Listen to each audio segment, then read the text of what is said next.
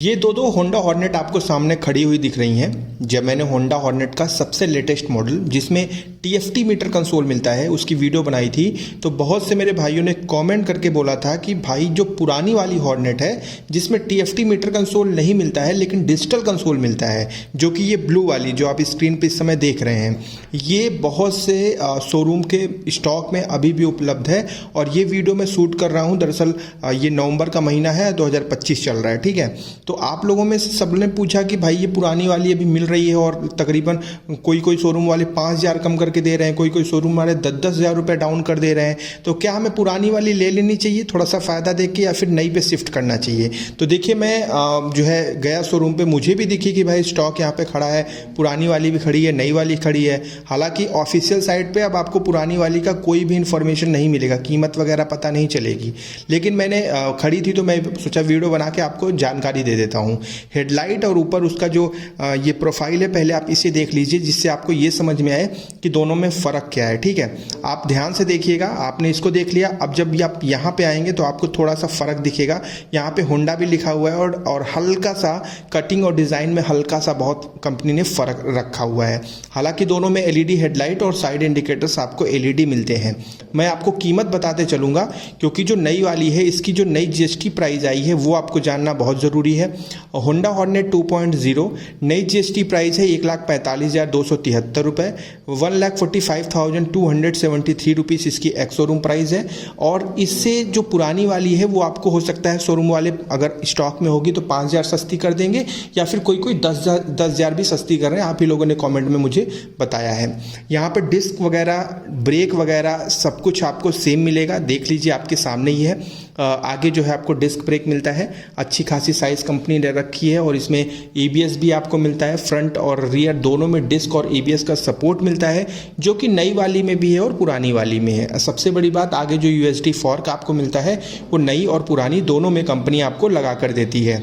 तो यहाँ पर देखा जाए तो जो स्पेसिफिकेशन के मामले हैं उसमें लगभग दोनों डिट्टो सेम जा रही हैं।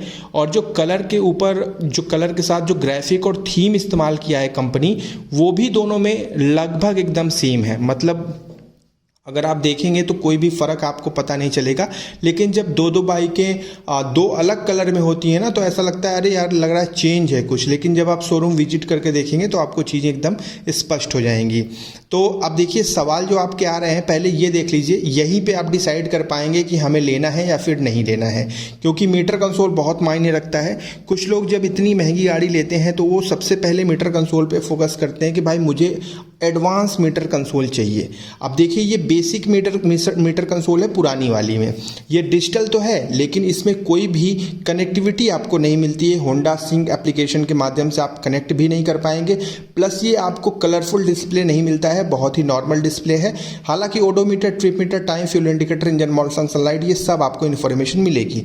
वहीं पे जैसे हम ये नई वाले टीएफटी कंसोल पे आते हैं तो यहाँ पर कहानी पूरी तरीके से बदल जाती है, क्योंकि रंगीन डिस्प्ले मिलता है, ऐसा लगता है जैसे फ़ोन का डिस्प्ले इस पे लगा दिया गया हो। इसमें भी odometer, trip meter, time, fuel indicator, engine model function, light, gear position indicator, ये सब कुछ आपको मिलता है। साथ ही साथ होंडा सिंक एप्लीकेशन के माध्यम से आप इसे कनेक्ट कर सकते हैं और इसके बाद बहुत सारे फीचर का लाभ ले सकते हैं। यहाँ पर देखिए स्विच कंपनी ने ऐड किए हैं, जो कि आपको ध्यान देना है, क्योंकि नया कंसोल आया है तो जाहिर सी बात है कि उसमें आप छेड़खानी करना चाहेंगे, चीज़ें करना चाहेंगे, तो फिर उसमें भी फ़र्क तो होगा ही होगा, ठीक है। अब यहाँ पर फ्यूल टैंक कैपेसिटी दोनों की सेम है। माइलेज अप्रॉक्स आपको 35 से 40 का निकाल देती है ये हॉर्नेट 2.0, और इसमें 180 सीसी का इंजन मिलता है, और ये अपने सेगमेंट की एक अच्छी बाइक है, रिफाइंड इंजन के साथ आती है और लोग नेकेड स्पोर्ट सेगमेंट में इसे पसंद भी करते हैं।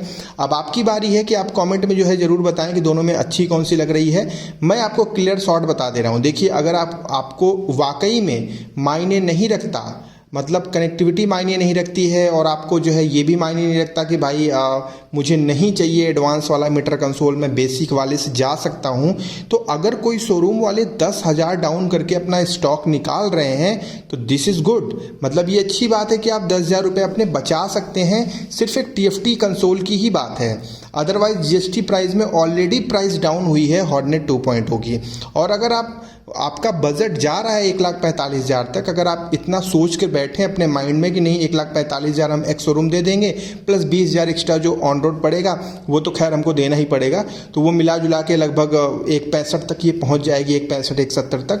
अगर आप उतना बजट लेकर चल रहे हैं कि हाँ चलो इतना बजट है मेरा, मैं इतने में वो कर लाऊं, तो फिर आप नई वाली के साथ जाइए। मैं आपको ये सजेस्ट करूँगा। बजट नहीं है, कम है, बचाना चाहते हैं तब आप इस पे जाइए, अन्यथा आप लेटेस्ट वाली पे जाइए, TFT कंसोल वाले पे, अगर आपका बजट अलाउ करता है तो।